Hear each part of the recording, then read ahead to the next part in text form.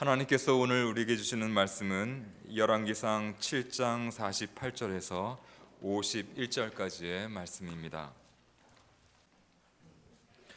솔로몬이 또 여호와의 성전의 모든 기구를 만들었으니 곧 금단과 진설병의 금상과 내소 앞에 좌우로 5씩 둘 정금 등잔대며 또 금꽃과 등잔과 불집게며 또 정금 대접과 불집게와 주발과 숟가락과 불을 옮기는 그릇이며 또 내소 곧 지성소 문의 금 돌적이와 성전 곧 외소 문의 금 돌적이더라. 솔로몬 왕이 여호와의 성전을 위하여 만드신 모든 일을 마친지라. 이에 솔로몬이 그의 아버지 다윗이 드린 물건 곧 은과 금과 기구들을 가져다가 여호와의 성전 곳간에 두었더라. 아멘. 다윗의 아들 솔로몬 왕이 하나님의 성전을 지은 것은 이스라엘 역사의 한 획을 그었습니다. 열왕기상 6장 1절을 보면 이스라엘 백성들이 출애굽한 지 480년에 솔로몬 왕이 성전 건축을 시작하였다고 말을 합니다. 성전 건축이 이스라엘 역사의 한 분기점이 되었습니다. 그리고 이 건축 이후로 이스라엘 왕국의 역사는 쇠퇴의 역사였습니다. 왕국이 분열하고 쇠퇴하고 드디어는 이방인에 의해서 나라가 멸망을 하고 심지어는 이스라엘 백성들과 왕이 바벨론 땅 포로로 끌려가는 비참한 신세가 됩니다. 그래서 열왕기책 마지막은 이스라엘 왕 유다 왕이 바벨론 왕궁의 포로로 잡혀있는 모습으로 이 왕국의 역사가 끝이 납니다. 나라뿐만 아니라 인생도 이러한 과정을 거쳐가는 것 같습니다. 인간은 모든 사람들이 생로병사의 과정을 거쳐갑니다. 인생에 봄과 여름이 있다면 가을이 오고 결국은 겨울을 맞이하는 것이 우리 인생이지 않습니까? 지금은 건강하지만 그러나 대부분 사람들이 50고개를 넘기면 여러 군데가 아파오기 시작합니다. 옛날에 아이들이 교회 학교에서 머리, 어깨, 무릎, 발, 무릎, 발 이 노래를 열심히 불러서 저도 그 노래를 굉장히 좋아했습니다. 요즘에는 이 노래를 부를 때마다 어쩌면 이렇게 아픈 곳을 이야기할까, 머리도 아프고 어깨도 아프고 무릎도 아프고 허리도 아프고 이 노래를 부를 때마다 가슴이 메어집니다. 인생이 결국은 봄과 여름이 있지만 인생이 가을도 맞이하고 결국은 죽음이라는 겨울이 모든 사람들에게 찾아옵니다. 마찬가지로 나라도 흥망성쇠 영원한 제국일 것 같은 그 나라도 결국 모든 제국이 역사에 결국은 끝이 나지 않습니까? 선지자 이사야는 바벨론 땅에 포로된 이스라엘 백성들에게 이런 메시지를 외쳤습니다. 모든 육체는 풀이요 그의 모든 아름다움은 들의 꽃과 같으니 푸른 마르고 꽃은 시듬은 여호와의 기운이 그 위에 있는 것이고 이 백성은 실로 풀이로다. 푸른 마르고 꽃은 시들지만 우리 하나님의 말씀은 영원히 서리라. 이 선지자 이사야가 외치는 메시지는 인생도 나라도 영원하지 않다는 것입니다. 이스라엘 땅을 멸망시키고 그 백성들을 포로로 잡아간 바벨론 제국도 결국은 그 영광이 쇠하고 권세와 부귀를 누렸던 그 사람들도 꽃처럼 풀처럼 시들고 사라진다는 메시지를 전하는 것입니다. 그 이야기는 그 땅에 포로가 된 이스라엘 백성들에게 희망이 있다. 그 영원할 것 같은 제국도 이방인도 다 영광과 권력이 끝나는 시대가 왔음을 선포하고 있습니다. 솔로몬 왕은 아버지 다윗의 유언대로 인생과 나라의 영광도 영원한 것이 아님을 알았습니다. 그래서 영원한 하나님의 영광을 구하는 일을 그가 시작하였습니다. 그것은 바로 하나님의 집 성전을 짓는 것입니다. 물론 물리적인 성전이 영원한 것은 되지 못하지만 영원한 하나님을 사랑하는 마음으로 하나님의 집을 짓는 일을 솔로몬 왕이 시작했습니다. 하나님의 성전을 짓는 이야기가 열왕기상 6장과 7장에 자세히 소개가 되고 있습니다. 이 이야기에서 특별히 저는 하나님의 성전을 짓는 사람들이 누구인가를 보게 됩니다. 첫 번째는 지도자 솔로몬 왕입니다. 솔로몬 왕은 성전을 짓는 일을 처음부터 마지막까지 책임을 진 리더였습니다. 그가 물론 육체적으로 직접 일을 하지는 않았지만 성전 짓는 일을 계획하고 준비하고 시작하고는 건축이 완공되는 것을 다 지켜본 이 모든 것을 책임진 리더였습니다. 48절 말씀을 보면 솔로몬이 또 여호와의 성전의 모든 기구를 만들었다, 이렇게 성경 저자가 말합니다. 성전 안에 있는 기구와 그 모든 것들을 제작하는 기술자와 장인들은 따로 있지만 성경의 저자는 말하기를 솔로몬 그가 만들었다, 이렇게 말을 합니다. 그가 없으면 이 모든 일들이 불가능했기 때문입니다. 직접 만들고 조각하는 석공이나 혹은 목공, 대장장이는 따로 있었지만 솔로몬 왕이 없었다면 이 모든 인력과 물질이 아무 소용없이 그냥 있을 것이지만 성전 건축을 계획하고 준비해서 이 모든 물적인 또 인적인 자원들을 활용해서 성전 건축을 완공했기 때문에 그가 이 모든 것을 만들었다라고 그에게 말을 하고 있습니다. 학교나 교회 혹은 회사나 나라에도 반드시 리더가 필요한 것이지 않겠습니까?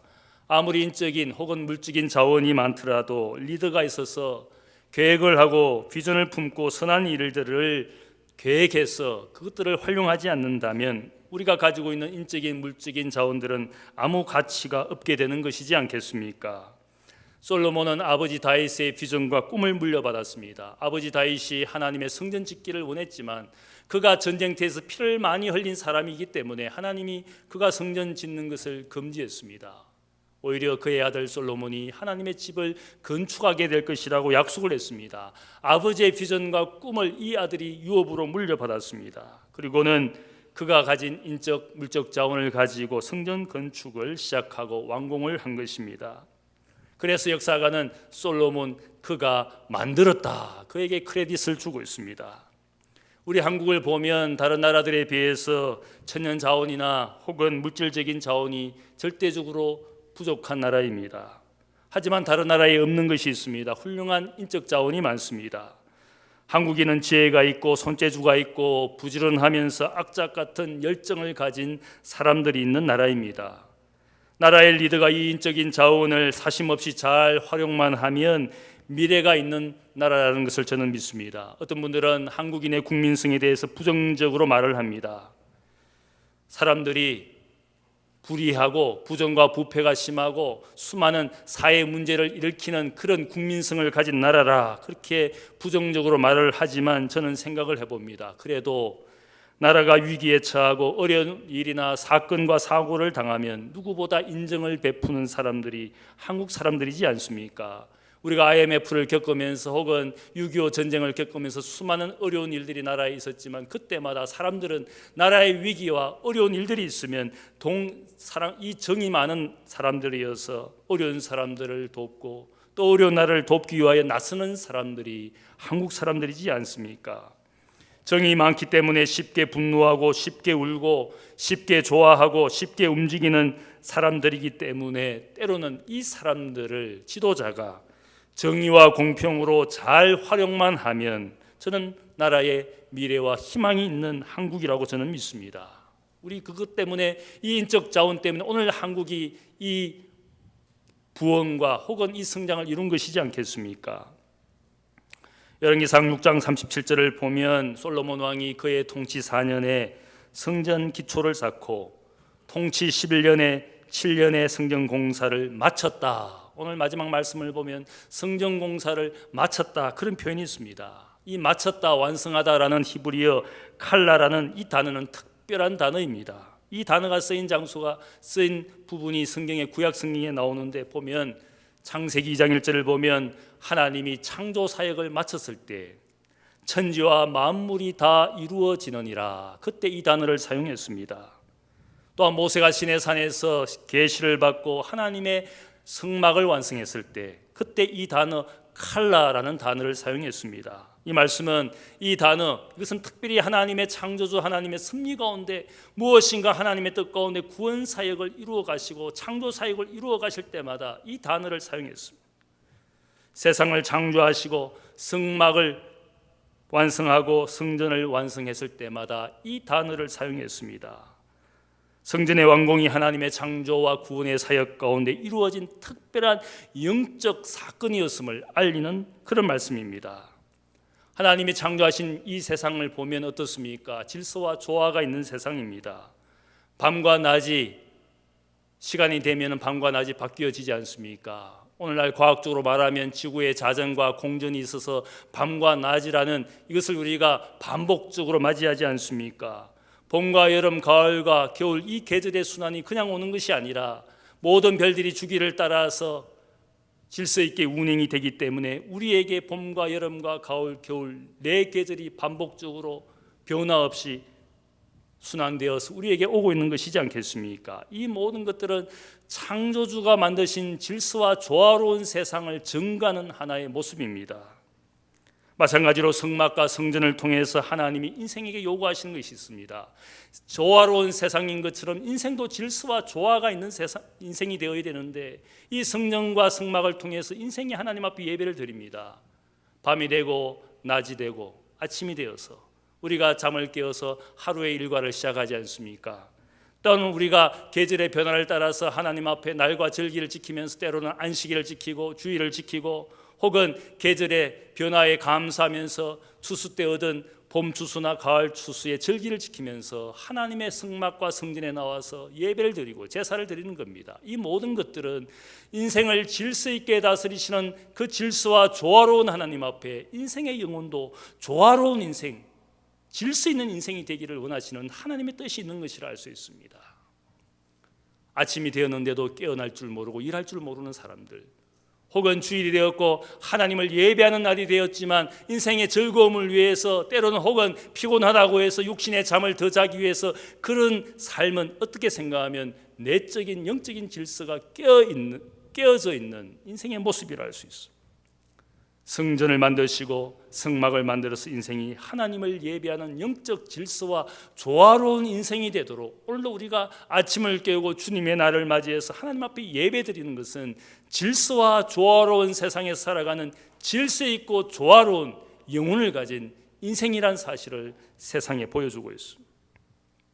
그런 점에서 성전이라는 것은 하나님과 인간, 세상을 보여주는 소우주와 같은 겁니다. 그 성전과 성소 안에 바로 이 인생이, 이 영혼이 하나님을 경외하는 인생이 되도록 거기에 예배의 처소를 만든 겁니다.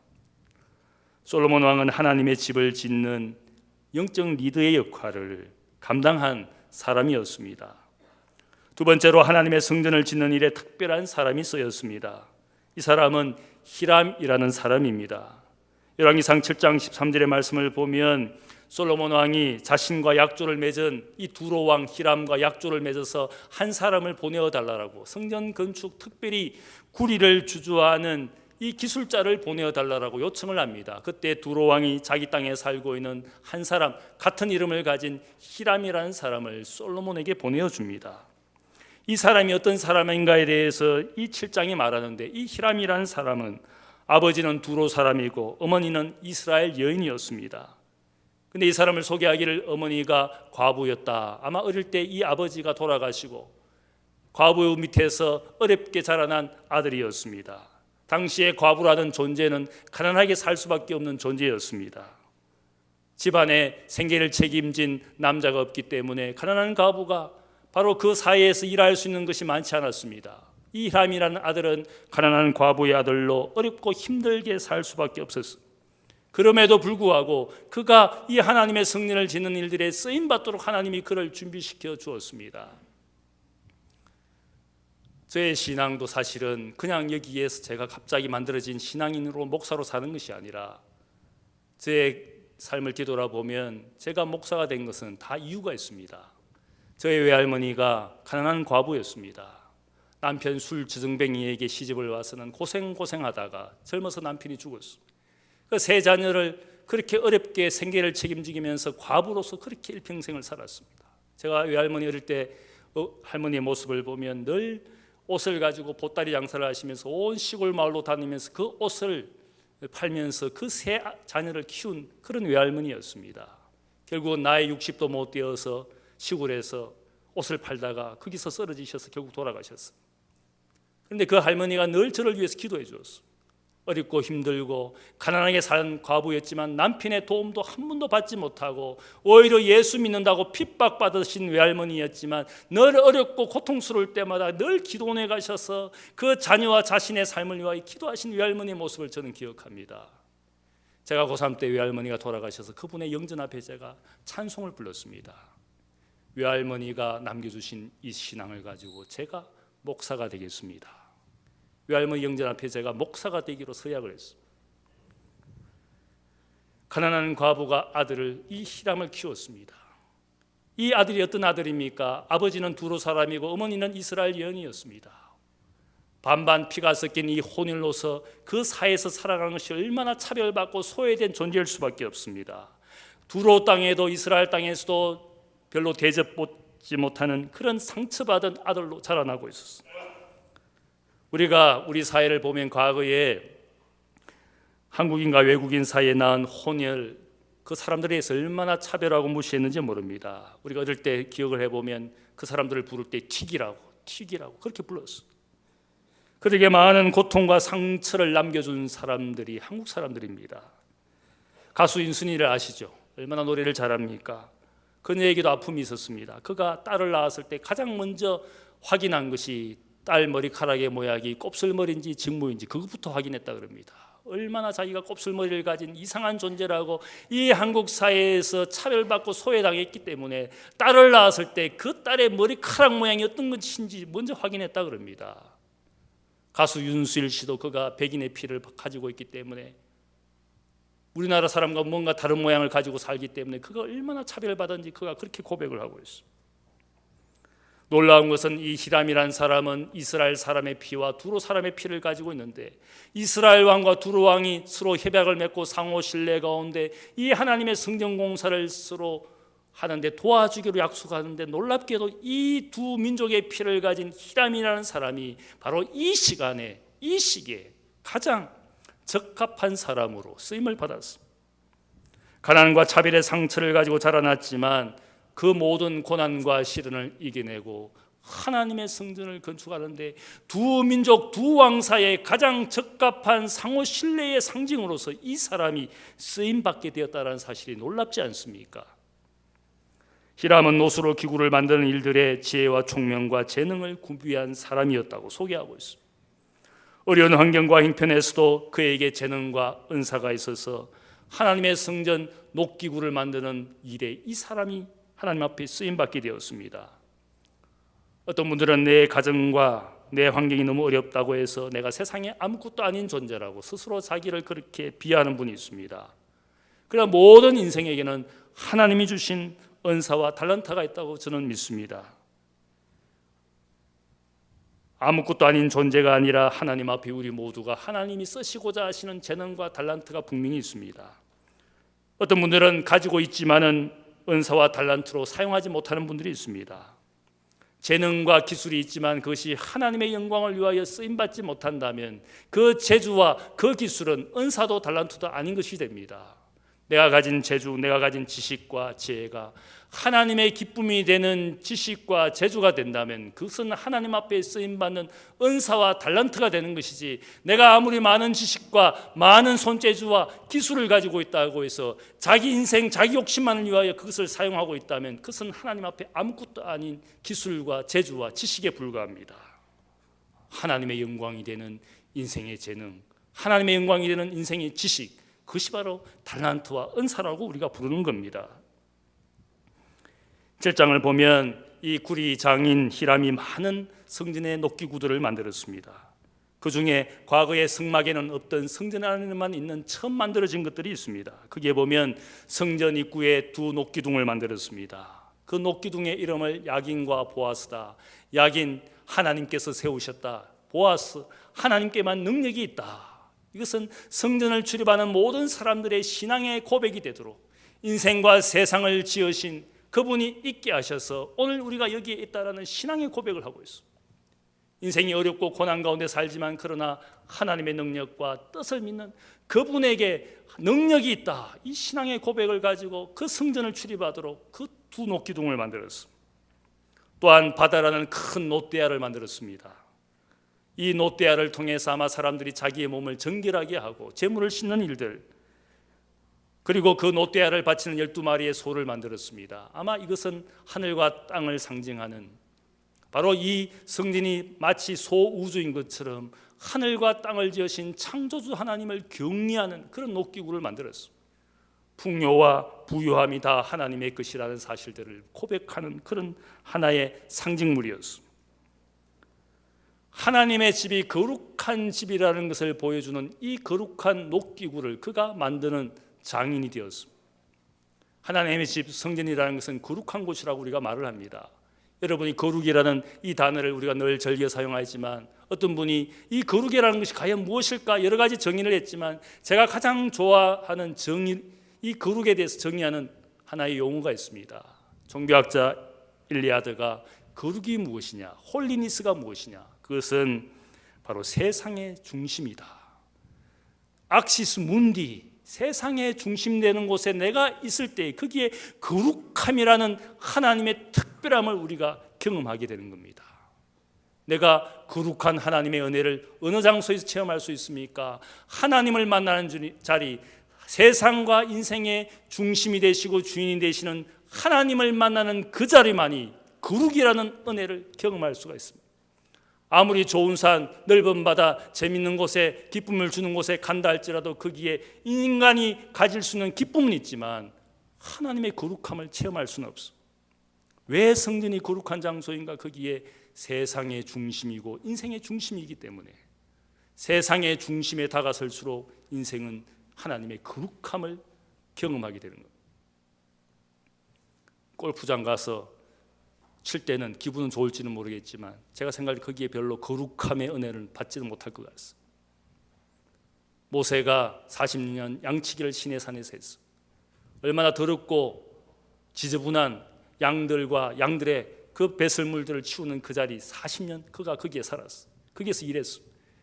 그런데 그 가시떨기 나무, 타지 않는 가시떨기 나무를 보면서 그가 늘 거기서 일했던, 양치기로 일했던 그 장소에 타지 않는 가시떨기를 보면서 그가 자신의 인생의 신발을 벗고 거기에 엎드렸습니다. 거기에 영존하시는 하나님의 존재를 느끼기 시작했어. 인간의 육신도 소모되고 인간의 시간도 세월도 소모되는 인생은 살면서 우리가 가진 모든 것들을 소비하고 소모하는 인생이지만, 소모되지 않는 영존하신 하나님을 만났을 때 거기에 인생과 세상의 중심이 거기에 있는 것을 알고 인생의 신발을 벗었어. 거기에 엎드렸어. 거룩하신 하나님 앞에 인생이 엎드렸어. 하나님이 계신 곳에 인생이 오직 거룩함을 경험할 수가 있어. 산과 바다를 찾고 혹은 골프장을 찾아도 거기에 거룩함의 은혜를 경험할 수는 없습니다. 하나님의 성전이 거룩한 장소가 되도록 이 과부의 아들 히람이 거룩한 기구들을 만들었습니다. 고난과 시련이 많았던 인생이지만 고난과 시련을 통하여 그가 비범한 인생이 되도록 하나님이 그 시간에 그를 사용한 겁니다. 왜 우리 가정에 고난이 많습니까? 왜 남들이 경험하지 않은 이런 시련이 많습니까? 제가 생각할 때 고난과 시련이 많은 인생일수록 하나님이 그를 비범하게 사용한 기회를 주시는 겁니다. 많은 고난과 시련을 경험한 목회자일수록 교인들은 그 목사님에 대해서 은혜를 받습니다. 고난을 이야기하고 시련을 이야기하지만 좌절하지 않은 인생으로 하나님께 소망을 가지고 사는 그분에 대해서 더 많은 사람들이 존경하고 사랑하고 더 큰 은혜를 받지 않습니까? 고난과 시련이 많은 목사일수록 그분을 통해서 하나님의 살아계심을 우리가 발견하기 때문에, 내가 고난과 시련이 많을수록 어떻게 생각해야 되겠습니까? 하나님이 나를 더 정금같이, 욥이 내가 이 정금같이 되어서 하나님께서 인생의 길을 달려가게 하신다고, 고난과 시련이 많을수록 오히려 하나님 앞에 더 정금같이 되는 인생이라고 그가 고백하지 않습니까? 가난한 과부의 아들 히람이 하나님의 성전을 짓는 특별한 사람으로 쓰임 받게 된 겁니다.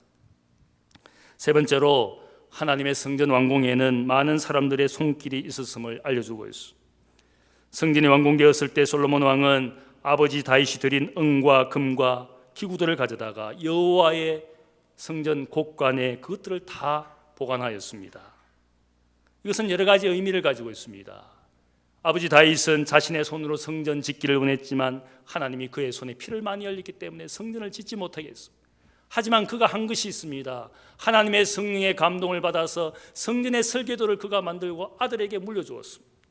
그리고는 또한 재물을 준비해서 이 아들 솔로몬이 성전을 짓도록 하고 이 성전을 계속 유지해 갈 수 있도록 재물을 이 아들 솔로몬에게 남겨주었습니다.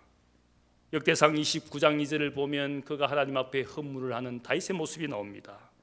내가 내 하나님 성전을 위하여 힘을 다하여 준비하였나니 곧 기구를 만들 금과 은과 녹과 철과 나무와 성전을 위하여 준비한 이 모든 것 외에도 내 마음이 하나님의 성전을 사모함으로 내가 소유한 금과 은으로 내 하나님의 성전에 내가 드렸다. 금은 그릇을 만들며 장인의 손으로 하는 모든 일에 이것을 쓰게 하였노니 오늘 누가 절거이 손에 채워 여호와께 자신의 것을 드리겠느냐. 이 다윗은 자신이 개인적으로 소유한 그 모든 금은 보화를 하나님의 성전 짓는 일들을 위하여 다 바쳤습니다. 그리고는 백성들을 향하여 내 아들 솔로몬이 아직도 어린아이와 같이 미약하고 연약한 존재인데 이 하나님의 성전을 지어야 하니까 누가 기쁨으로 이 아들이 성전 짓는 것을 위하여 자신의 재물로 즐거운 마음으로 드릴 수가 있겠느냐. 이렇게 백성 앞에 고백을 했습니다. 선포를 했습니다. 다윗 왕이 자신의 개인적으로 소유한 모든 금과 은을 드리는 것을 보고 이 백성들도 감동을 받았어. 이스라엘 지파의 모든 가문의 지도자들과 백성들이 즐거운 마음으로 자신이 가진 것들을 다윗처럼 제물을 드렸습니다.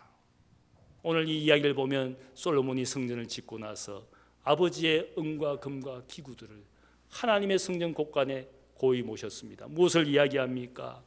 아버지가 자신에게 물려준 이 금은보와 백성들이 즐거움으로 드린 이 모든 것 때문에 내가 오늘 이 성전을 지을 수 있었던 것이고 그들의 마음과 그들의 사랑을 가슴 깊이 간직하고 그가 가진 재물, 그것은 자신의 것이 아니라 아버지가 남겨준 금은보화였고 백성들이 즐겁게 드린 헌물이라는 사실을 그가 가슴 깊이 간직하였다는 뜻입니다.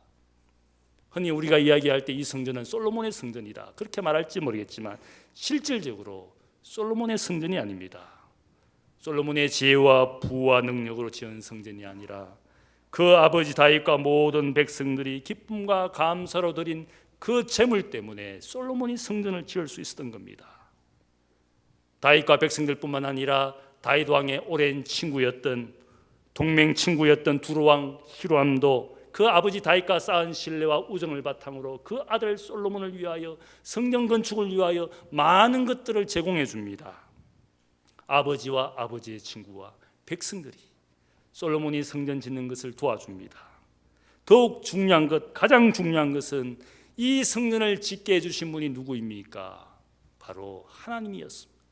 하나님께서 다윗 왕이 하나님의 집을 짓고자 했을 때 그를 짓지 못하게 하고 아들에게 은혜를 주셔서 너의 아들이 이 하나님의 집을 지을 것이고 그 아들이 혹 하나님 앞에 범죄하게 됐을지라도 내가 사울 왕에게서 은총을 뺏은 것처럼 나의 은총을 그에게서는 빼앗지 않겠고 그를 통하여 영원한 왕위와 영원한 나라를 이어가게 할 것이다. 이 말씀은 하나님의 전적인 은혜와 약속 때문에 솔로몬이 왕위에 있는 것이고 하나님의 집을 지을 수 있는 것도 다 하나님의 은혜라는 사실을 알려주고 있습니다. 오늘 우리가 이 자리에 있게 된 것이 여러분의 잘난 지혜도 능력도 아닙니다. 저는 한국과 한국교회가 오늘 이 자리에 있게 된 것은 전적으로 과거의 선조들이 땀과 눈물을 흘리고 희생의 피를 흘렸기 때문에 고난과 박해의 시절에도 그 믿음과 신앙을 지키면서 피 흘리며 그 신앙을 자녀들에게 물려준 믿음의 선조가 있었기 때문에 오늘 이 땅이 이토록 여기에 존재하는 것은 그 6.25 전쟁 일제시대를 거치면서도 많은 선조들이 이 땅을 위하여 희생했기 때문에 오늘 우리 여기에 우리가 존재하는 것이지 않겠습니까? 솔로몬은 성전을 완공하고 아버지 다윗과 백성들이 바친 재물을 귀하게 여겼습니다. 이 성전이 자신이 지은 것이 아니라 아버지와 백성들의 눈물과 재물이 있어서 자신이 성전을 지은 것이라는 사실을 그가 고백하고 있습니다. 솔로몬이 지은 성전이 아니라 함께 지은 성전이라는 사실을 알려주고 있습니다. 히람이 하나님의 성전 안에 많은 그릇들도 또한 만들었습니다. 녹그릇도 있고 거기에 보면 아마 금은으로 또 장식하고 주저하는 그런 금은 장색도 있었을 겁니다. 하나님의 성전에 다양한 그릇이 있습니다. 나중에 사도 바울은 하나님의 성전에 다양한 그릇이 있다. 금으로 만든 재료로, 금 재료로 만든 그릇도 있고 은으로 만든 재료도 있고, 어떤 사람들은 귀하게 쓰이는 그릇도 되고 어떤 사람은 천하게 쓰이는 재료도 있지만, 그릇도 있지만, 중요한 것은 우리 모두가 하나님의 성전에 있는 각각 목적과 용도에 따라서 존재하는 사람들이라고 사도 바울이 우리에게 가르쳐주고 있습니다. 보석을 담는 보석함이 될 수도 있고 더러운 것을 담아내는 쓰레기통도 될 수 있지만, 그 주인이 필요하기 때문에 그 집에 존재하는 것이지 않겠습니까? 내가 나의 존재를 보니까 지식도 부족하고 지위도 부족하고 할 수 있는 것이 아무것도 없다라고 생각할지는 모르지만, 하나님께서 이 하나님의 집에 여러분의 존재를 있게 하신 것은 창조주의 목적과 창조주의 소용이 있기 때문에 우리가 오늘 여기에 부르심을 입은 줄로 믿습니다. 중요한 것은 은그릇이 중요한 것이 아니라, 사도 바울은 말하기를 하나님의 집에 주인의 쓰심에 합당하게 선한 일을 위하여 존재하는 그릇이 되라고 말하고 있어요. 재료가 중요한 것이 아니라 주인의 쓰심에 합당하게 선한 일을 위하여 내가 오늘 여기에 부르심을 입었다. 그래서 우리가 늘 중요한 영적 원칙이 있습니다. 나는 교회에서 기도하는 사람이 될 수도 있고, 혹은 찬양하는 사람이 될 수 있고, 교사를 하든지 혹은 주방 봉사를 할 수도 있고, 혹은 청소하든지 주차 안내를 하는 사람이 될 수 있습니다.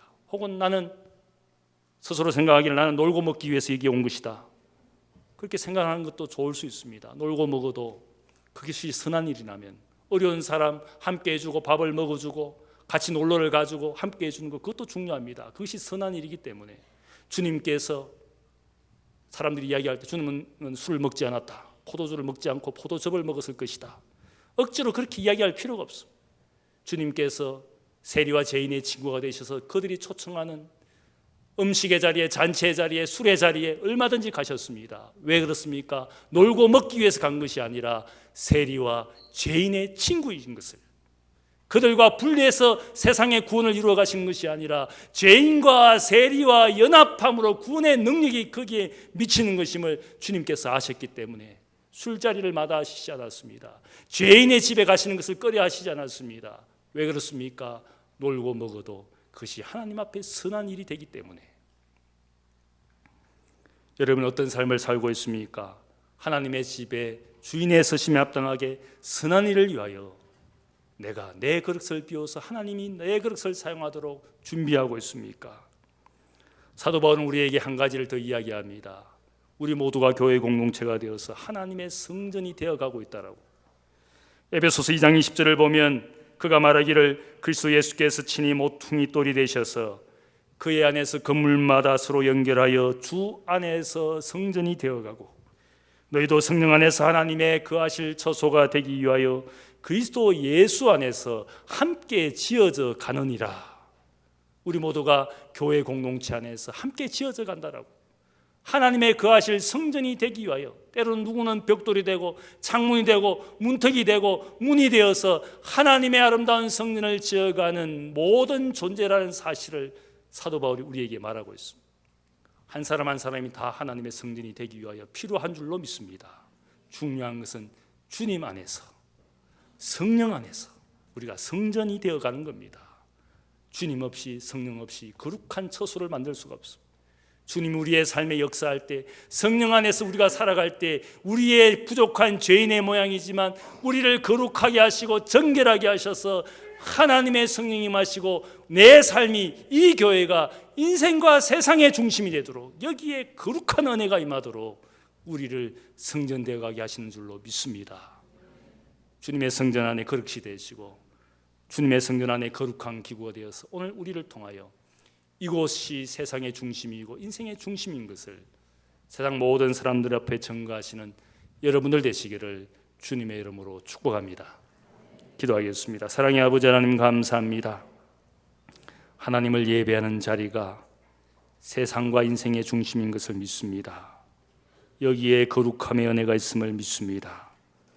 거룩하신 하나님, 그분의 자녀가 되어 거룩한 자녀와 성도로 이 땅에 살게 하시고 내 삶의 중심의 주인 되신 주님 앞에 인생의 신발을 벗고 지금 엎드립니다. 우리에게 필요한 은혜와 복을 허락하여 주셔서 인생의 세상의 모양과 환경 때문에 좌절하고 낙심하는 인생이고 육신은 쇠하고 마음은 세상 일들로 근심과 걱정으로 가득 찬 인생이지만 하나님의 성령 안에서 예수 안에서 위로와 용기를 얻고 그 은혜와 그 사랑으로 하나님 맡겨주신 일들을 감당하게 하여 주옵소서. 인생이 가진 지식도 기술도 손재주도 하나님 보실 때 아무것도 아닌데 우리는 끝없이 교만하게 살아갑니다. 우리가 가진 지식과 재주가 하나님의 영광을 위하여 쓰임받는 은사와 달란트가 되게 하여 주옵소서. 인생을 내려놓고 하나님의 기쁨이 되는 하나님의 집을 지어가는 인생의 집, 믿음의 집이 되게 하여 주옵소서. 감사하며 예수님의 이름으로 기도하옵나이다. 아멘.